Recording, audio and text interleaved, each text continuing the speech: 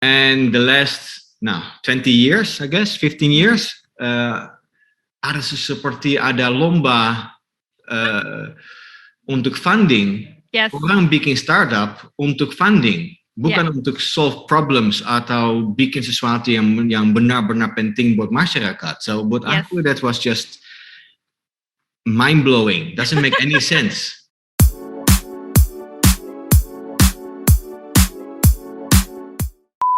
Let's Accelerate kembali hadir bersama saya Yeni Yusra, dan kali ini kita akan berbincang-bincang dengan Arnold Ek, atau yang lebih dikenal dengan Arno, CEO at Sprout Digital Labs dan founding partner at Wright Partners. Hai Arno, apa kabar?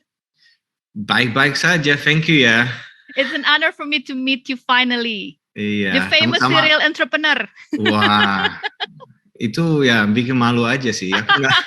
Aku sebenarnya nggak hebat kok. Siapa yang nggak tahu toko bagus kan? Siapa yang nggak tahu toko bagus? Thanks to you kan? Nah, udah mulai kurang sih orang yang tahu toko bagus. Aku udah mulai tua ternyata. Oke, seru banget nih Arno. Thank you ya untuk menyempatkan waktu berbincang-bincang dengan Daily Social. I know how busy you are. You've been leading 2 companies right now ya. But before we dive into the conversation, mungkin Arno bisa cerita Wright Partners itu apa sih? So, Wright Partners, kita corporate venture builders. Oke. Ya, maaf ya bahasa Inggris karena I have no clue gimana bahasa Indonesia. Tapi corporate venture builders. Kenapa corporate venture builders? Karena kita mau bantu corporate untuk bikin usaha digital, non-digital. Okay. Biar buat mereka lebih gampang. Dan itu sebenarnya sesuatu yang muncul di kepala saya dan juga Ziv dan Toy dan Joachim setelah berapa kali pernah ada dalam satu startup yang ada di umbrella corporate kan. Dan memang itu that's a special combination sih menurutku. Oke. Saat ini kayaknya si visi venture builder banyak yang berkolaborasi dengan korporasi ya. Artinya ada demand dari korporasi untuk searching the right startup. So Wright Partners sebenarnya beda daripada yang lain untuk hal seperti ini kan. Lain itu lebih ke consultancy. Nah, kalau ada orang yang kenal aku biasanya nggak begitu suka sama consultant. Kenapa? Karena aku orang yang suka bergerak dan benar-benar buat kan. Dan biasanya consultant cuma kasih tahu kayak seharusnya begini. Yes. Kopi habis, pergi, dan gimana ya? So kita di Wright Partners juga benar-benar memang ada sisinya di mana kita lakukan research, di mana kita melakukan kita sound very negative about consultants, tapi I also respect them ya, karena aku sebenarnya orang yang suka create, suka chaotic, suka lakukan buat banyak hal. Tapi aku juga lihat mereka very structured. So kita sekarang di Wright Partners juga punya structure di mana kita benar research dulu, ini benar-benar baik yang kita mau buat, ada market enggak, ini bisa profitable atau enggak, etc. Baru setelah itu mulai bergerak untuk membuat sih. Oke. Then so how we also say it, we say we are creating risk aligned. Yes. Now I have to remind you, risk aligned. Yeah. Yeah. Investable corporate ventures. Karena masalahnya biasanya risk alignment nggak ada. Investable kalau corporate susah. Dan corporate venture ya jelas lah. Tapi masalahnya, so that's for us important. Biar ada validation. Karena ada banyak corporate juga yang bikin usaha. Mereka bilang, wah kita udah unicorn. Tapi there's no external investor. So dari mana ada validation itu udah unicorn atau enggak. So dan kita berbeda aja daripada consultant. Karena kita juga player? Ya bukan, kita soalnya risk align kan. Risk align artinya kita baru dapat sesuatu kalau mereka sukses. Kalau nggak sukses ya paling aku dapat kopi, that's it. Jadi how do you convince korporasi this is the right startup for your company so you can align your mission, your point of view? So di awalnya ya kita pasti punya network, so kita bisa mulai dengan mereka. Dan kita dapat dukungan dari beberapa korporat yang baik dan kita berhasil untuk bikin beberapa startup yang udah diinvest juga. Tapi saat ini udah ada validation kan, kita kemarin dapat posisi juga di EDB di Singapura, itu untuk satu venture fund juga, yang biasanya cuma yang ada di sana yang bigger consultants kan, seperti BCG, McKinsey dan lain-lain, dan kita juga dapat kesempatan untuk ikut setelah long proses ya, so kita dipilih. Itu ada validation juga sih, dan karena ada beberapa venture yang kita buat yang udah series A dan udah mulai sukses, juga udah validation dari sana, dan sekarang mulai lebih gampang untuk convince, walaupun ya selalu ada pertimbangan yang sama sih, karena corporate biasanya pingin majority terus kan, and that's something with investable is not possible. Untuk konsep seperti ini idealnya startup yang sudah later stage atau yang sudah mungkin menuju ke IPO atau ada potensi untuk M&A atau yang baru nih? Kita malah bersama our partner, kita ke partner, kita bilang okay, your background, your capabilities cocok buat ini, these are your current activities. Ini ada berapa ide yang kita bisa lakukan. Ini berapa ide yang kita bisa buat. Kadang-kadang kita bikin satu venture, kadang-kadang kita bikin 2 venture, kadang-kadang 3 venture sekaligus. And the pertama itu design phase. So first have a design phase, or discovery phase, design phase, build phase, and after that of course scaling. But di awal kita desain dulu. So kita malah suka kalau kita boleh desain. So dari nol. That's where I love to play. At this point, do you have to reach out to the company, to the corporation, or they reach you guys? Mix. Karena masih baru juga ya, masih baru ya, Arnold ya. Masih baru, tapi udah mix sih, udah jauh. Sekarang kita udah karena validation itu kan, itu jadi jauh lebih gampang. Orang udah mulai tanya sama kita, udah mau tahu lebih lanjut, dan because it is special, this is something new in the market as well. Kita harus juga hati-hati gimana kita mau scale kan this business. Karena scalability, of course, is based on talent and on time. So that's something we need to balance. Di dunia VC sekarang mereka lebih mengutamakan fokus on profitability and sustainability. Arnold juga mengedepankan konsep itu?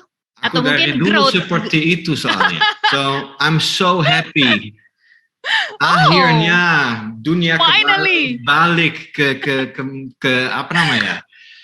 It's just so waktu aku bikin toko bagus kan, aku juga punya investor.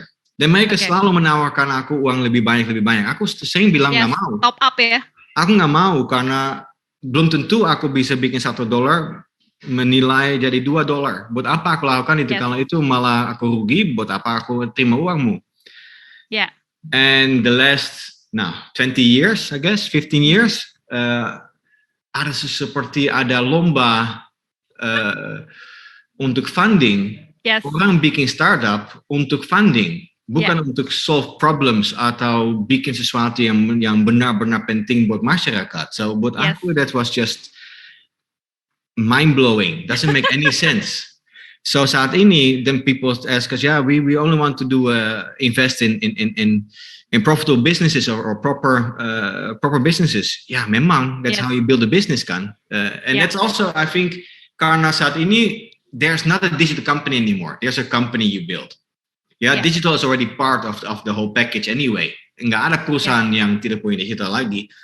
So now the normal economic behavior comes into play. A business needs to make profit. A business needs to have revenue. A business, etc., etc. All these simple things. So yes, that's what we do. We make profitable businesses. And lebih baik growth yang nggak terlalu cepat. Tapi memang punya funds untuk selamanya. Karena that's the thing is. Aku juga pernah bantu salah satu corporate juga untuk bikin salah satu venture buat warung-warung contohnya. Untuk supply warung. Dan waktu itu kita lagi persaingan sama mitra Bukalapak, mitra Tokopedia, etc. All these. We came in that same market, and aku bisa supply those warungs, still make a margin, still make profit, and still be cheaper than them. And they were burning money like crazy. So Like that's the way. crazy. That's how you win a war, isn't it? Kalau kamu bisa lebih efisien, benar solving that problem, Yeah. then you are successful. It's not because you can pay your success. It's okay in the first few months to pay for your inefficiencies as long as you solve the problem. Yeah. Ya, salah satu venture kita lagi buat juga memang ada cost yang tinggi banget di awalnya, tapi we know we need to solve it. Yeah. Dan baru kita skill kalau kita udah tahu itu udah di solve. Kalau enggak ya buat apa, nunggu aja sampai benar di solve. Kalau enggak, it's bakar duit. Yes. So you've been doing this for quite a long time, yeah, and very successful also. Thank you. How do you see the startup ecosystem right now? And as a CVC venture builder, apa yang ditawarkan kepada korporasi? Apakah ujung-ujungnya fintech lagi, atau ada beberapa? Masuk kita lakukan banyak hal ya. So saat ini kita bergerak di agritech, di fintech pasti, di retail tech juga, apalagi ya, edutech kita lakukan. So many things. Social commerce? What do you think? Social commerce belum sih. But that's commerce, isn't it? That's an issue in this time because the market still need to reset themselves. In my opinion, ya, karena orang masih terlalu nyaman sama diskon yang tinggi. Yes. So then you cannot, even if you're very efficient, then you burn a little bit less, but you still burn a lot. Okay. So menurutku belum waktunya, belum bisa jadi tahun depan bisa jadi waktunya sebenarnya untuk hal seperti itu. I feel there's a reset coming. Of course, we have got a recession. We get all these things what will happen. So there will be a reset, and that's the opportunity for a lot of startups, I guess. Okay. What about logistics, Arno? We also a do lot logistics. Of VC pour in we also a lot do of logistics. Money. So I forgot about that one. So we just got one funded, which is logistics as well. It's and that's the thing, especially for logistics. That's a big problem for Indonesia, isn't it? Yes. That a double-digit percentage of the GDP goes to logistics is just crazy. Yeah. They deserve it. It's a difficult thing they need to solve. But if we can lower that whole number by a few percentages, inflation doesn't need to happen anymore. Wow. Yeah, isn't it? It's just because everything you buy in the store has an X% for logistics. Yeah. If you can make that more efficient and better and more transparent, for example, this price will go down. Yeah. And that's what we need here, isn't it? It's crazy that we still need to import products from abroad. Yeah. Karena lebih murah daripada kalau kita buat sendiri. Now that doesn't make any sense. So those are the things I like to do, isn't it? Solving the problems in the market, and if you can build a venture around it, it makes it sustainable. So at least it's a continuous solving of the problem. Yeah, that's a blessing. Okay. One of the focus that all the startups player are focusing right now is to the tier 3 and tier 2 and tier 4. What do you think about that? Is it necessary? That's amazing. So if you know, for example, one of the reasons why OVO was successful when I was there, of course, as well, is that we started out from the tier 4, tier 3 cities. Wow. Because if you solve the problem for those cities first, which are the most difficult ones, because they're not accustomed to all the technology, etc., then you know Jakarta will be fine. So you solve the big problem first, and then you go from tier 4, tier 3, tier 2, tier 1. Yeah, it's only easy. But the funny thing is most startups, and now I'm saying maybe too much, and everybody goes to tier 4 cities, which is not good for me. But most of them are starting in tier 1, which looks like, wow, we solved the problem. But all these people here in Jakarta, in this area here in Jakarta, they know how to use these things. They know how to do it. And even there's a little bit of friction, they get around it. They figure it out. Yeah. But if you go to a tier 3 city, tier 4 city, people don't get it and then they don't use it, which is their fair right, of course. Who wants to use something which makes them feel stupid? I wouldn't. So, but that's the thing. So that's why also, for example, buat salah satu venture yang kita build di agritech, kita memang langsung ke lapangan. So kita mulai desain, dan kita mulai pikirin gimana perusahaan ini harus bergerak dan application harus seperti apa. Dan kita bergerak, kita langsung waktu itu ke Lampung. Dan kita keliling sama semua petani dan tanya mereka. Dan memang pertama kali aku bawa app-nya, mereka apa ini? Terlalu rumit, nggak mau. So setelah itu kita harus rubah. And now they're using it, and it's all, everybody's happy. But that's the thing. The tier 4, tier 3, that's also the scalability kan of Indonesia sebenarnya. Yes. So aku bukan dari Indonesia, mungkin kelihatan ya. Aku bukan dari sini. Salah satu alasan aku malah ke Indonesia itu karena scale of the market. Right. I know I want to do digital, and for digital you need to have a big market. Yes. Apalagi digital, we're not all as blessed as the US in that sense. In the US we can make, other countries want to use as well. Tapi biasanya kalau di Indonesia kita buat sesuatu itu benar culture udah di dalam produk yang kita buat, susah untuk di skill. Yes. Ya, kita bisa lihat dari beberapa contoh. Aku nggak mau sebut nama, tapi orang yang dari Indonesia ke Singapura ke negara lain belum tentu berhasil. So you need to have that scale in the country itself to be able to have a sizable digital company, because digital only works with size. That's it. Okay, interesting, Arnold. You've been doing this for quite a long time. I believe your experience is very good for startup enthusiasts out there. I'm full of assumptions, yeah. So it's all assumptions work for me. But I'm happy that I'm often not that far away. And by having a lot of assumptions and be vocal about it, you come closer to the real thing which is happening, isn't it? Yes. So it's all about discussion. So even if I'm totally wrong, somebody else says you're wrong, then you get to the right quite fast. Okay. So one more thing, venture builder sekarang bukan hanya menarik korporasi, but also startup player out there. Bagaimana cara startup untuk bisa dilirik oleh Arnold and team, so you can meet them with the right corporation, because this kind of process, this kind of relationship is very sexy for startups and the corporation, right? How do you spot the right startup for the right corporation, Arno? So we don't do that. So we build our startups. So we don't acquire startups or say, hey, come. But what we do is for every venture we build, we try to find the right talent as founders. So we do attract the founders and say, hey, we're on this journey. Mm-hmm. We think you have the right energy and the right knowledge to have enough baggage to help us to make this a success. And then they become the face of the company, and it becomes their company. We're only there for a limited time. We're not there for a long time. We just help them understand how to do it, understand them what they will encounter, cope with those encounters as well, that kind of stuff. It's not that we are there to stay. It needs to be their company. It needs to be their company, and of course, we're just a call away if they need us. But it needs to be their thing. Okay. So before we talk about the Sprout Digital, maybe you can share with us what is your opinion about Indonesian startup ecosystem for the next wave? Is it going to be another fintech, or social commerce will be making a potential for the startup ecosystem in Indonesia? How do you see startup ecosystem for the next year in Indonesia, Arno? Wow. It's too broad, isn't it? I should have thought about this, but I could have imagined you asked me this question, and I didn't think about it yet, because days go so fast. I'm still 21, I guess.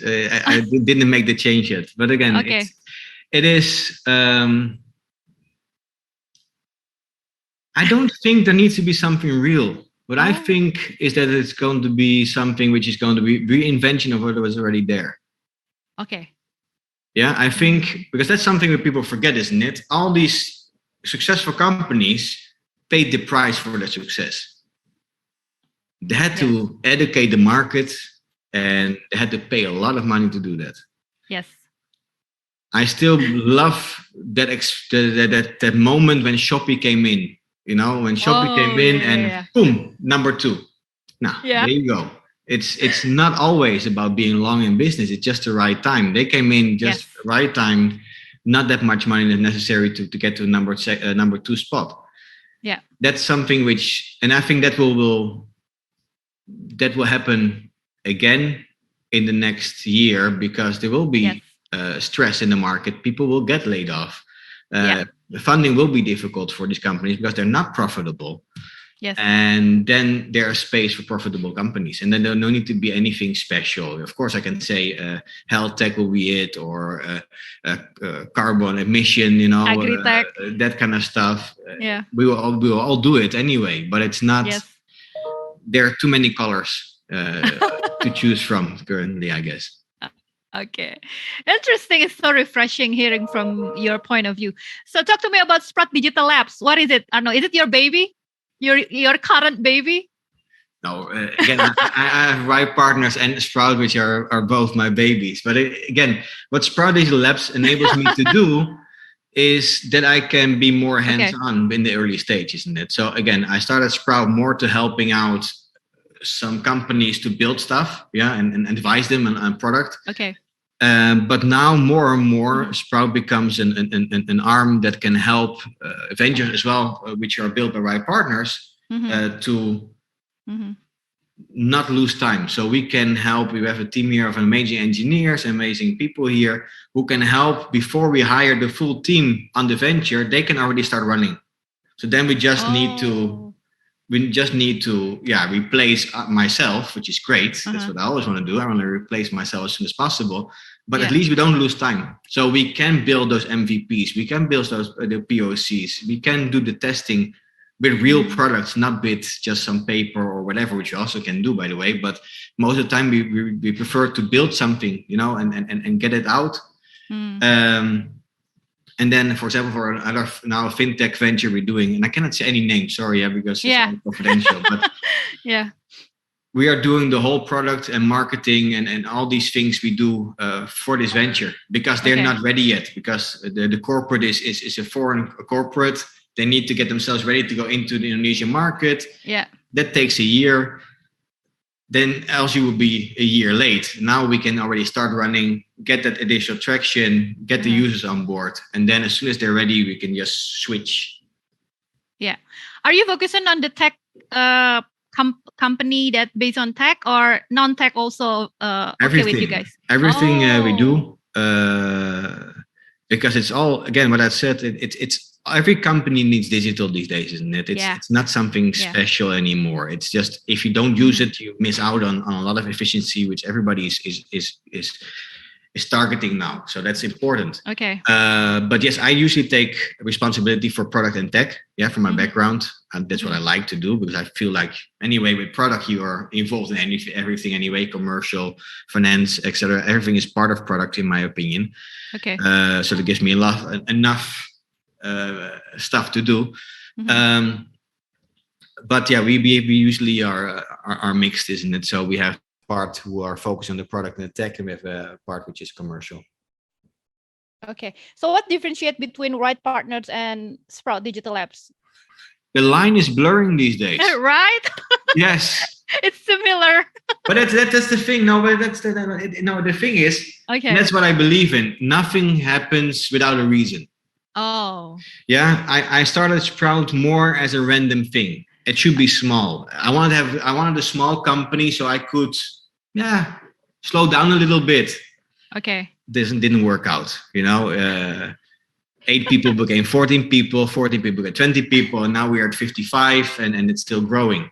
Yeah. But it became a perfect fit for Wright Partners because we needed it. You need that capability to be able to move fast. So now it works out perfectly well.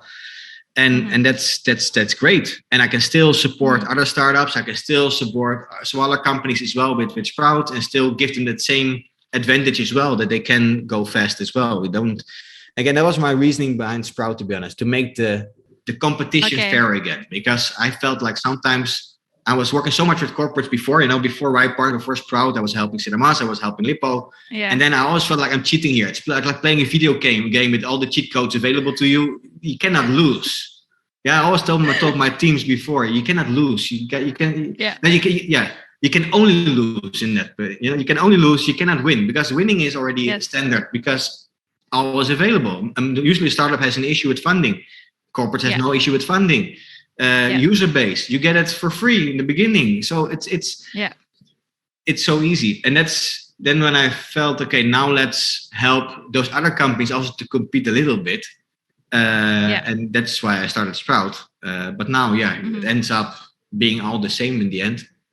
Yeah, but I can see that Sprout is your like an accelerator program for the startups. And if the right startup want to get to the next level, they can join to the Wright Partners, right? It can be like that, right? Again, that's a problem. That's not how we work. So we do some builds. So then they skip the design phase. So that's a startup, usually then for a corporate which is struggling, and then we come in to help it up and maybe pivot it or whatever. But we don't say, okay, this is a nice startup, let's bring it to a corporate and then get there. No, that's not how we do it. Maybe we should try it one day. Yes. At the moment, no. Okay.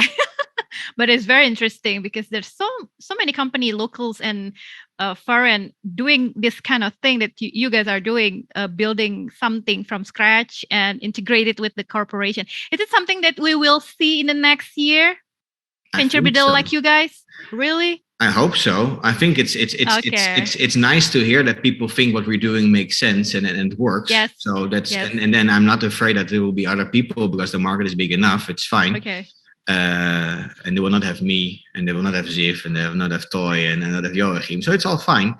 But the thing is, it is something which is interesting, isn't it? It is something which is